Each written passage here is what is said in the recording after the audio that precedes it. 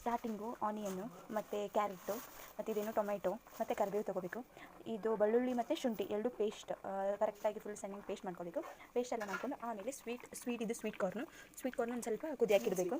ಮತ್ತು ಫಸ್ಟ್ ಒಂದಕ್ಕೆ ತುಪ್ಪನೇ ಬಿಸಿ ಮಾಡಬೇಕು. ಸೊ ತುಪ್ಪ ಹಾಕಿ ಬಿಸಿ ಮಾಡ್ತಾಯಿದ್ದೀವಿ. ಜಸ್ಟ್ ಫ್ಲೇವರ್ಗೆ ಅಷ್ಟು ಹಾಕಿದರೆ ಸಾಕು. ಸೊ ನಾವು ಒಂಚೂರು ಎಣ್ಣೆ ಅಷ್ಟು ಹಾಕೋಣ.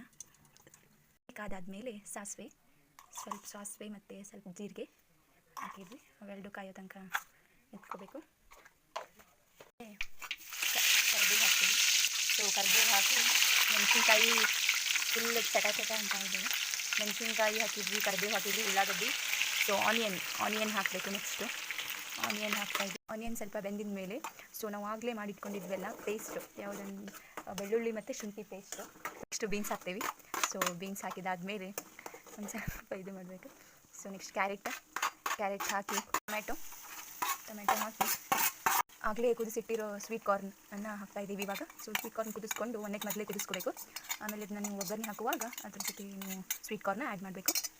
ಸೊ ಇವಾಗ ಇದನ್ನು ಫುಲ್ ಕರೆಕ್ಟಾಗಿ ಮಿಕ್ಸ್ ಮಾಡಿಕೊಂಡು ಅದೆಲ್ಲ ಫುಲ್ ಬೇಯೋ ತನಕ ನಾವು ನಿಂದಿರಬೇಕು. Everest royal garam masala, next garam masala ಹಾಕ್ತಾಯಿದ್ದೀವಿ. ಈ ಮಸಾಲ ಮನೆಯಲ್ಲೇ ಮಾಡಿರೋ ಮಸಾಲ ಇದು. ಮಸಾಲ ಬೆಂದಾದಮೇಲೆ ರುಚಿಗೆ ತಕ್ಕಷ್ಟು ಹಾಕ್ತಾಯಿದ್ದೀವಿ. ಸೊ ಉಪ್ಪು ಹಾಕ್ತಾಯಿದ್ದೀವಿ.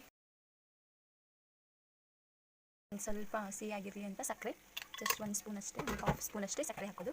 ನೆಕ್ಸ್ಟ್ ಅರಿಶಿನ ಹಾಕ್ತಾಯಿದ್ದೇವೆ. ವೈಟ್ ರೈಸ್ ಮಾಡಿಟ್ಕೋಬೇಕು. ವೈಟ್ ರೈಸ್ ಆದಮೇಲೆ ನಾವು ಮಾಡಿದ್ದ ಇದನ್ನು ಒಗ್ಗರಣೆಯನ್ನು ಇದಕ್ಕೆ ಹಾಕಬೇಕು ಅಷ್ಟೇ. ಸೊ ಇದು ಇವಾಗ ಏನಾಗುತ್ತೆ ಫ್ರೈಡ್ ರೈಸ್. ಸೊ ನಾವು ಮಾಡಿದ್ದೆ ಇವಾಗ ಕಾರ್ನ್ ಫ್ರೈಡ್ ರೈಸ್ ನಾವು ಮಾಡಿದ್ವಿ. ಸೊ ಕರೆಕ್ಟಾಗಿ ಎಲ್ಲ ಮಿಕ್ಸ್ ಮಾಡಬೇಕು. ಇದನ್ನು ಸರಿಯಾಗಿ ಮಿಕ್ಸ್ ಮಾಡಬೇಕು.